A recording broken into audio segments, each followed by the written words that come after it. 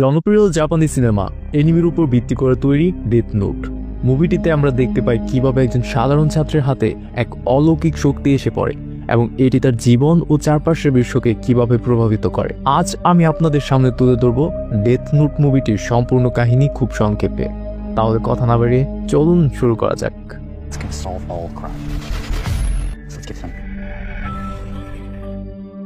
মুভিটির শুরুতে দেখানো হয় লাইট টার্নালকে, যে একজন বুদ্ধিমান কিন্তু হতাশাগ্রস্ত কিশোর।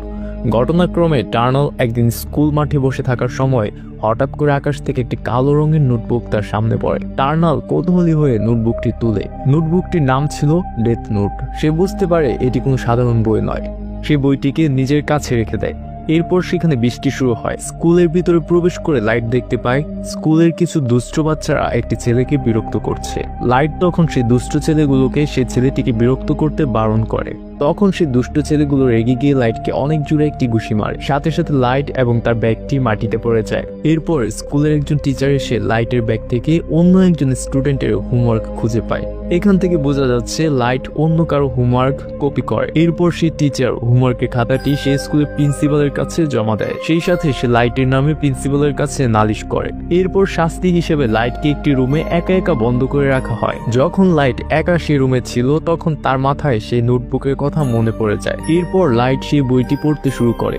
বইটি পড়ে সে জানতে পারে এটি কোনো সাধারণ বই নয়। বইটিকে নিজের কাছে রাখতে হলে অবশ্যই কিছু নিয়ম মানতে হবে। বইটি পড়ে লাইটের মনে অদ্ভুত রকমের অনুভূতি জাগে। বইটি ছিল অনেক পুরনো।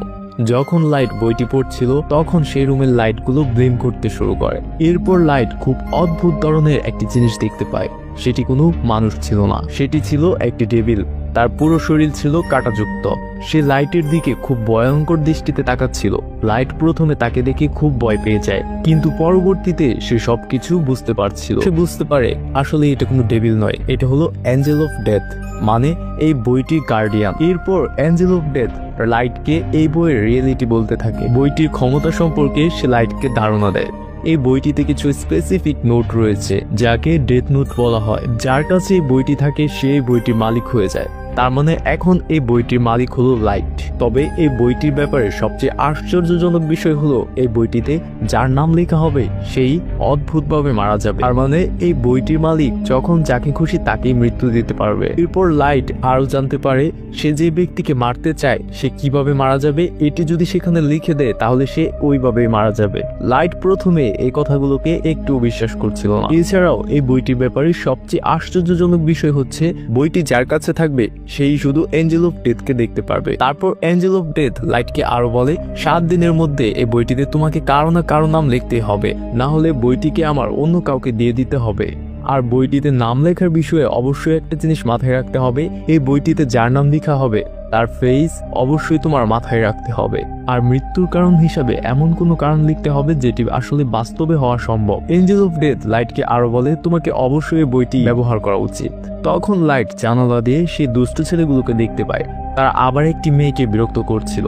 লাইট মনে করে সে তো আমাকেও মেরেছিল। তারপর এঞ্জেল অফ ডেথ এর কথা অনুযায়ী লাইট সেই নোটটিতে সেই ছেলেটির নাম লিখে দেয়। লাইট ছেলেটির মৃত্যুর কারণ হিসেবে লিখে দেয় সে ছেলেটি মাথা ক্রাশ হয়ে মৃত্যুবরণ করবে। লাইট বাহিরে তাকিয়ে দেখে ঘটনা পুরোপুরি চেঞ্জ হয়ে গেছে।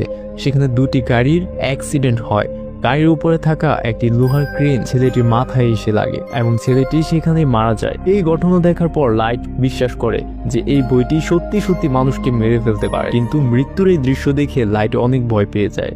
এঞ্জেল অফ ডেথ লাইটকে বলে তুমি এই বইটির সাহায্যে আরো অনেক কিছু করতে পারবে, তবে যদি তুমি এই বইটি নিতে না চাও তাহলে আমি বইটির মালিক অন্য কাউকে বানিয়ে দেব। ওই দিনের মতো লাইট তার বাড়িতে ফিরে আসে। লাইটের বাবা ছিল একজন ডিটেকটিভ। তারপর সেখানে দেখা যায় অনেক বছর আগে লাইটের মাকে কেউ একজন হত্যা করেছিল, কিন্তু এই হত্যার প্রমাণ না থাকার কারণে সেই ক্রিমিনাল স্বাধীনভাবে চলাফেরা করছে। এই ব্যাপারটি নিয়ে তাদের বাবা এবং ছেলেদের মধ্যে প্রায় সময় তর্কাতর্কি হতো। লাইট রাগ করে তার বাবাকে বলে আপনি আমার মায়ের মৃত্যুর বদলা কেন নিচ্ছেন না। তার মায়ের এই ব্যাপারটি নিয়ে লাইট সবসময় আপসেট থাকতো। হঠাৎ লাইটের মাথায় একটি চিন্তা আসে।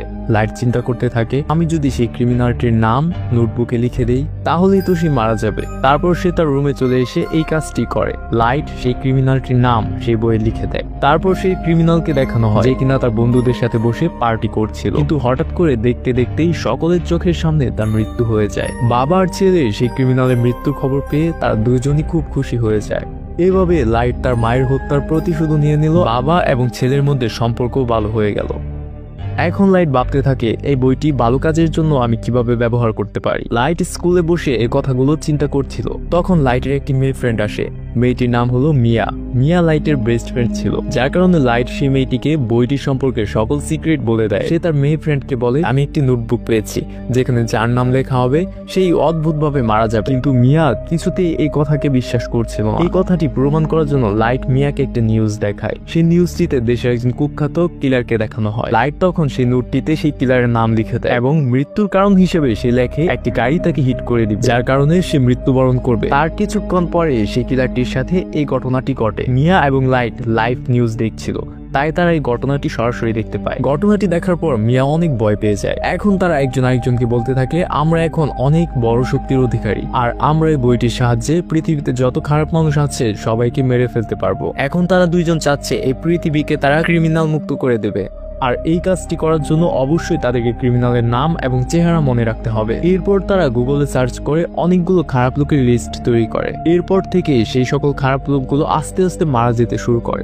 এখন আমরা এটা বুঝতে পারছি যে ব্যক্তিটি এই বইটির মালিক, সে এই মৃত ব্যক্তিদের কন্ট্রোল করতে পারবে। লাইট তখন নিজের জন্য একটি নাম সিলেক্ট করে। সে তার নাম রাখে কিরা। এরপর যখন কেউ মারা যেত তখনই লাইট তার নাম লিখে দিত কিরা। লাইট চাইছিল খারাপ লোকগুলোর মাঝে কিরা নামের একটি আতঙ্ক ছড়িয়ে পড়ুক, যেন সকল খারাপ লোক খারাপ কাছ থেকে বেরিয়ে আসে। দেখতে দেখতে পুরো পৃথিবীতে কিরা নামের আতঙ্ক ছড়িয়ে যায়। পুরো পৃথিবীতে এখন দুই প্রকারের মানুষ রয়েছে, এক যারা কিরাকে ভয় করছিল, আর দ্বিতীয় হলো যারা কিরাকে সাপোর্ট দিচ্ছিল। কিরাকে তারা সাপোর্ট করার কারণ হচ্ছে অন্তত পৃথিবী থেকে খারাপ লোকগুলো তো মারা যাচ্ছে, কিন্তু যেহেতু কিরা একজন কিলার ছিল তাই পুলিশ তাকে খোঁজার খুব চেষ্টা করছে। যেহেতু কোনো প্রমাণ লাইটের বিরুদ্ধে নেই তাই লাইটকে ধরা সম্ভব হচ্ছিল না। এরপর একজন ইন্টেলিজেন্ট ডিটেকটিভকে কেসটি সলভ করার জন্য দায়িত্ব দেওয়া হয়। ডিটেকটিভটির নাম ছিল এল। সে সবসময় তার ফেসকে মাস্ক পরে ডেকে রাখতো। সে ছিল খুব স্মার্ট। এল এর অরিজিনাল নামও কেউ জানতো না। অন্যদিকে লাইট আর মিয়া তাদের জীবনকে খুব সুন্দরভাবে উপভোগ করছিল। তারা দুজন মিলে এখন পুরো পৃথিবীতে প্রায় 400 মানুষের উপরে হত্যা করে ফেলেছে। এল একটি সংবাদ সম্মেলনে বলতে থাকে, কিরা তুমি সকলের সামনে চলে এসো। যেহেতু লাইটের বাবা ডিটেকটিভ ছিল তখন এল কাকতালীয়ভাবে তার বাবাকেও সঙ্গে নিয়ে নেয়। অন্যদিকে লাইট এবং মিয়া খুব ভয় পেতে থাকে, কারণ তারা কখনো কল্পনা করতে পারেনি যে এই সকল ক্রিমিনালদেরকে হত্যা করার জন্য ডিটেকটিভ নির্বাচন করা হবে। এতদিন তারা খুব সুখে শান্তিতে তাদের জীবনযাপন করছিল, কিন্তু যখন থেকে এল কে ডিটেকটিভ হিসেবে নেওয়া হয় তখন থেকে তারা খুব ভয় পেতে থাকে। অন্যদিকে লাইটের বাবা কিন্তু জানতো না তার ছেলে হলো কিরা। লাইট তখন তার বাবাকে জিজ্ঞেস করে যদি কিরাকে ধরে ফেলা হয় তাহলে তার সাথে কি করা হবে। লাইটের বাবা তখন তাকে বলে পৃথিবীর অর্ধেক মানুষই বলবে যে কিরাকে ফাঁসি দাও। এই কথা শুনে কিরার টেনশন আরো বেড়ে যায়। তারপর লাইট মিয়াকেও এই সকল কথা জানায়। লাইট মিয়াকে আরো বলে এখন আমাদের এই সকল খেলা বন্ধ করে দিতে হবে, কারণ কিরাকে খোঁজার জন্য এদের পক্ষে অনেক মানুষ এসেছে। যেহেতু লাইটের বাবা একজন ডিটেকটিভ তাই লাইটও তাদের অন্তর্ভুক্ত ছিল। এরপর দেখা যায় এল একজন এজেন্টকে লাইটের পিছনে লাগিয়ে দেয়। এল তার এজেন্টকে বলে সে যেন লাইটের সকল অ্যাক্টিভিটি তার নজরে রাখে। লাইট যখন এই ব্যাপারটি বুঝতে পারে তখন সে নিজেকে নর্মাল রাখে। তারপর থেকে লাইটের সে বইয়ের প্রতি ইন্টারেস্ট কমে যায়। অন্যদিকে মিয়ার অনেক খারাপ লাগে, কারণ মিয়া মানুষদের হত্যা করে অনেক আনন্দ পাচ্ছিল। লাইট এবং মিয়ার জন্য এল তাদের পথের কাঁটা হয়ে দাঁড়ালো। এখন তারা দুজন এল কে মারতে চায়, কিন্তু তারা চাইলেও এল কে মারতে পারবে না, কারণ তারা এল এর আসল নাম জানে না। অন্যদিকে এল এর ফেসও তারা দেখেনি। তারপর তারা সিদ্ধান্ত নেয় এই বইটিতে তাদের নাম লিখতে হবে যারা আমাদের পিছনে আমাদেরকে খুঁজতে শুরু করেছে, যেন বাকি ডিটেকটিভ গুলো কিরাকে ভয় পেতে থাকে, ফলে এল এর সাথে যেন কোনো ডিটেকটিভ কাজ না করে। তারপর তারা যেন বাধ্য হয়ে কেসটি বন্ধ করে দেয়। এই সবকিছু ছিল মিয়ার প্ল্যান, কিন্তু লাইট এরকম কিছুই করতে চাইছে না, কারণ লাইট শুধু খারাপ লোকদেরকে মারতে চাইতো। সে কখনো চায়নি ভালো মানুষগুলো মারা যাক। এরপর লাইট মিয়াকে এই সকল কথাগুলো বোঝাতে থাকে। এরপর এল বুঝতে পারে কিরা এমন লোকদের ভিকটিম বানিয়েছে যাদেরকে নিউজে দেখানো হয়েছে। সে এটাও বুঝতে পারে কিরা ওই সকল লোকদেরকে মারতে পারবে না যাদের নাম এবং ফেস সে কখনোই দেখেনি। এখন লাইটের উপর যেন কোনো সন্দেহ না আসে তাই সে সিদ্ধান্ত নেয় সে কিছুদিন কোনো মানুষকে হত্যা করবে না। কিন্তু হঠাৎ একদিন এক অদ্ভুত ঘটনা ঘটে যায়। সে ডিটেকটিভের সাথে যারা কাজ করতো তারা সবাই ছাদ থেকে লাফ দিয়ে মারা যায়, কিন্তু তাদের নাম তো লাইট বইটিতে লেখেনি। তাহলে কে লিখেছে? এখান থেকে ঝামেলা শুরু হয়ে যায়। কিরা এতদিন শুধুমাত্র খারাপ লোকদের হত্যা করে এসেছে, তাই পৃথিবীর অনেক মানুষ কিরাকে সাপোর্ট করেছে। এবং তারা কিরাকে খুব ভালোবেসেছে। যদিও সে এই ব্যাপারে কিছুই জানে না, তারপর সে এখন পুলিশকে হত্যা করেছে, যার কারণে এখন সে পুরো পৃথিবীর কাছে কোনো হিরো নয়। কিরা সকলের মনে একটি আতঙ্ক হিসেবে সৃষ্টি হয়েছে, কারণ এখন কিরা ভালো মানুষগুলোকেও হত্যা করছে। এই ব্যাপারে লাইট খুব ভয় পেয়ে যায়। এরপর লাইট এঞ্জেল অফ ডেথের সাথে কথা বলে। লাইট এঞ্জেল অফ ডেথকে জিজ্ঞেস করে, এই সকল কাজ তুমি করেছো? এঞ্জেল অফ ডেথ তাকে বলে, এই কাজ হয়তো অন্য কেউ করেছে, কারণ এই কাজ আমি করতে পারবো না। এরপর দেখা যায় লাইটের বাবা একটি সংবাদ সম্মেলনে কিরাকে চ্যালেঞ্জ করে। লাইটের বাবা কিরাকে উদ্দেশ্য করে বলে, ভালো মানুষকে হত্যা করা বন্ধ করে দাও। যদি তোমার সাহস থাকে তাহলে আমাকে মেরে দেখাও, আর সকলের সামনে চলে এসো। নিউজটি তখন লাইট ও মিয়াও দেখছিল। মিয়া রাগান্বিত হয়ে বলে, তুমি তোমার বাবার নামও এই নোটে লিখে দাও। তখন লাইট মিয়াকে বলে, আমি আমার নিজের বাবাকে কিভাবে হত্যা করতে পারি? তুমি এগুলো কি বলছো? তোমার কি মাথা খারাপ হয়ে গেছে? অন্যদিকে এল আরো বেশি দায়িত্ব নিয়ে কেসটি হ্যান্ডেল করছিল। এল সেখানে দেখতে চাইছিল লাইটের বাবা কি কিরা মারবে কিনা, কিন্তু তেমন কিছুই হয় না। যেহেতু লাইটের বাবা মৃত্যুবরণ করেনি, তাই এল এর সন্দেহ পুরোপুরি লাইটের উপরে ছিল। কারণ কিরা যেহেতু ডিটেকটিভদেরকেও হত্যা করেছে, তাহলে লাইটের বাবা কেন মরল না? লাইটের বাবাও তো একজন ডিটেকটিভ। এতদিন এল শুধুমাত্র সন্দেহ করত, কিন্তু এখন সে পুরোপুরি শিওর হয়ে যায় যে লাইটই হলো কিরা। এল লাইটের কাছে আসে এবং সে বলে, তুমি স্বীকার করো যে তুমি কিরা। এল তখন লাইটকে অনেক কোয়েশ্চেন করতে থাকে। অবশেষে এল তার চেহারা লাইটকে দেখিয়ে দেয় এবং বলে, এই সকল কিছু করা বন্ধ করে দাও।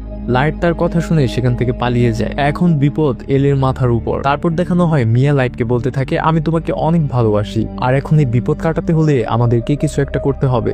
যেভাবেই হোক এলকে আমাদের রাস্তা থেকে সরাতে হবে। লাইট তখন মিয়াকে বলে, এল এর চেহারা তো আমি দেখেছি, কিন্তু এল এর আসল নাম তো আমি জানি না। এল এর ফ্রেন্ড হয়তো তার আসল নাম জানে। লাইট তখন এল এর ফ্রেন্ডের নাম সে বইটিতে লিখে দেয় এবং সে এল এর ফ্রেন্ডকে তার নিজের কন্ট্রোলে করে নেয়। এখন সে বইয়ের অন্য একটি নিয়ম তাদের চোখের সামনে আসে। যদি কোনো ব্যক্তির নাম লিখে সে পেজটি পুড়িয়ে দেওয়া হয়, তাহলে সে ব্যক্তি কখনোই আর মারা যাবে না। এল এর ফ্রেন্ড লাইটের কন্ট্রোলে চলে এসেছিল, তবে এল এর সে ফ্রেন্ডও এল এর অরিজিনাল নাম জানতো না। লাইট তখন তাকে বলে, যে কোনো ভাবেই হোক এল এর আসল নাম আমাদেরকে খুঁজে বের করে দাও। এল এর ফ্রেন্ড তাকে বলে, এল একটি একাডেমিতে যেত, এমনও তো হতে পারে যে এল এর আসল নাম সে একাডেমিতে রয়েছে। এরপর লাইট এল এর সেই ফ্রেন্ডকে সে একাডেমিতে যেতে বলে। লাইটের কথা মতো এল এর ফ্রেন্ড সে একাডেমিতে একা একা চলে যায়। লাইটের চিন্তা এরকম ছিল যে যখন সে এল এর আসল নাম জানতে পারবে, তখন সে এল এর আসল নাম লিখে সেই পেজটি পুড়িয়ে দিবে, যেন এল আর কখনোই মারা না যায়। অন্যদিকে এল দেখে তার ওই ফ্রেন্ডও মিসিং, তাই সে বুঝতে পারে লাইট হয়তো তাকে তার কন্ট্রোলে নিয়ে নিয়েছে। এই কথা ভাবতে ভাবতে এল অনেক ভয় পেতে থাকে, তাই সে কোনো রকম ইনফর্ম না দিয়ে লাইটের বাড়িতে চলে আসে। এল সরাসরি লাইটের বাবার কাছে বলে, আপনার ছেলে হলো আসল কিলার এবং সে আমার ফ্রেন্ডকেও গায়েব করে দিয়েছে। কিন্তু এল এর এই সমস্ত কথা কেউ বিশ্বাস করছিল না, কারণ লাইটের বিরুদ্ধে কোনো প্রমাণ নেই। এল তখন লাইটের পুরো ঘর তল্লাশি করে এবং সে কিছুই খুঁজে পায় না।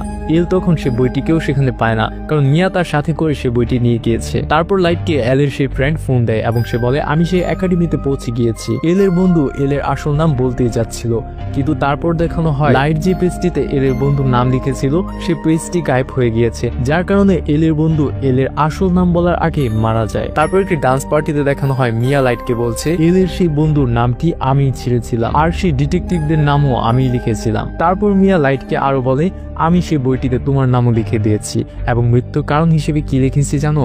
মাঝরাতে তোমার হার্টবিট হঠাৎ বন্ধ হয়ে তুমি মারা যাবে। মিয়া আরো বলে, যদি তুমি এই বইটি আমাকে দিয়ে দাও তাহলে আমি তোমার নামটি কেটে দিব। এখানে বোঝা যাচ্ছে মিয়া সেই বইটিকে পাওয়ার জন্য লাইটকে তার ট্র্যাপে ফেলেছে। অন্যদিকে এল যখন তার বন্ধুর মৃত্যুর খবর পায়, তখন সে লাইটকে ধরতে উঠে পড়ে লাগে। অবশেষে এল লাইটকে ধরে ফেলে। সেখানে থাকা একজন শেফকে এল বলে, এই হলো কিরা, একে ধরতে সাহায্য করো। কিন্তু সেই শেফ এলকে মাথায় বাড়ি মেরে বেহুশ করে দেয়, কারণ সে কিরার কন্ট্রোলে ছিল। এরপর লাইট এবং মিয়া পালাতে থাকে। তারা দুইজন মিলে একটি রাইডসে উঠে এবং সেখানেই তারা ফেসে যায়। তারা দুইজন সেই রাইড থেকে নামতে নামতে পুলিশ চলে আসে। লাইট তখন মিয়াকে বলে, যদি তুমি আমাকে ভালোবেসে থাকো তাহলে তুমি এই বইটিকে স্পর্শ করবে না, চলো আমরা এক হয়ে যাই, আমরা দুজন মিলে সবকিছু ঠিক করে দেই। কিন্তু মিয়া ছিল খুব খারাপ, সে লাইটের কথা একদমই শুনছিল না। সে লাইটের হাত থেকে বুকটি কেড়ে নেয়।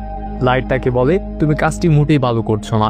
তারপর মিয়া জানতে পারে লাইট তার নামও বুকটিতে লিখে ফেলেছে। এখন যেহেতু দুজনের নামই বইটিতে ছিল, তাই তারা দুজনেই উপর থেকে নিচে পড়ে যায়। মিয়া তো সাথে সাথে মারা যায়, কিন্তু লাইট পানিতে গিয়ে পড়ে। তারপর লাইটকে একটি হসপিটালে দেখানো হয় এবং সে কোমাতে চলে যায়। এরই ধারাবাহিকতায় দেখানো হয় অনেক ক্রিমিনালের মৃত্যু হয়েছে। অন্যদিকে এল বুঝতে পারছে না কি হচ্ছে, কারণ তার সন্দেহ ছিল লাইটের উপরে। লাইট তো এখনো কোমায় আছে, তবে কে মারছে? এরপর দেখানো হয় লাইট যখন নিচে পড়ছিল তখন বই থেকে একটি পৃষ্ঠা খুলে আগুনে পড়ে যায়। সেই বইটিতে লাইটের নাম লেখা ছিল। লাইট যখন মিয়ার নাম লিখেছিল তখন সে কারণ হিসেবে লিখেছিল যদি মিয়া লাইটের কাছ থেকে বইটি নিয়ে নেয় তাহলে তা মৃত্যু ঘটবে। সেই সাথে সে আরো লেখে এই বইয়ের লাইট নামের পৃষ্ঠাটি আগুনে পড়ে যাবে এবং লাইট পানিতে পড়ে যাবে। সেই সাথে সাথে লাইট অনেকগুলো খারাপ ব্যক্তিদের নামও লিখেছিল। একজন খারাপ ডক্টর সে লাইটকে পানি থেকে তুলে ইনজেকশন দিয়ে লাইটকে কোমায় পাঠিয়ে দেয় এবং পরবর্তীতে সেই ডক্টরটিও সুইসাইড করে মারা যায়। সিন পরিবর্তন হয়ে আমাদেরকে দেখানো হয় অন্য একজন লোক সে বইটি হাতে নেয় এবং সে একই কাজ করতে থাকে। সেও দেশের কুখ্যাত ব্যক্তিদের নাম লিখে তাদের মৃত্যু দেয়। তারপর সে ব্যক্তি লাইটের কাছে সেই বইটি নিয়ে আসে। এরপর লাইট সুস্থ হয়ে কোমা থেকে বাহিরে চলে আসে। অন্যদিকে এলকে ডিটেকটিভ টিম থেকে সাসপেন্ড করে দেওয়া হয়। এল শেষবারের মতো মিয়ার ঘরে তল্লাশি চালায়। তখন সে যত পুলিশ অফিসার বা ডিটেকটিভ মারা গিয়েছে সবার নাম সে একটি লিস্টে দেখতে পায়। এরপর সকল প্রমাণ মিয়ার বিরুদ্ধে চলে যায়, কিন্তু মিয়া এতদিনে পৃথিবী থেকে চলে গিয়েছে, সে মারা গেছে। এরপর লাইট মনে মনে প্রতিজ্ঞাবদ্ধ হয় সে আর কখনো কাউকে বিশ্বাস করবে না এবং এই ধরনের কাজ আর কখনোই করবে না। এর সাথে সাথে খুব চমৎকার একটি মুভি শেষ হয়ে যায়। এই মুভিটির মূল থিম হলো নৈতিকতার সীমারেখা, যেখানে লাইট নিজেকে একজন ঈশ্বর মনে করতে শুরু করে, কিন্তু তার শক্তি তাকে বিপজ্জনক পথে নিয়ে যায়। এল এবং কিরার লড়াই এক চূড়ান্ত দ্বন্দ্বের দিকে এগিয়ে যায়, যেখানে প্রশ্ন ওঠে কে ঠিক এবং কে ভুল। এই ছিল the death note 2017 movie explanation. আশা করি এটি আপনাকে ভালো লাগবে। অবশ্যই সেই ভিডিওটি কেমন লেগেছে অবশ্যই কমেন্ট করে জানাবেন এবং ভালো লাগলে ভিডিওটিতে একটি লাইক ও চ্যানেলটি সাবস্ক্রাইব করে দিন। ধন্যবাদ।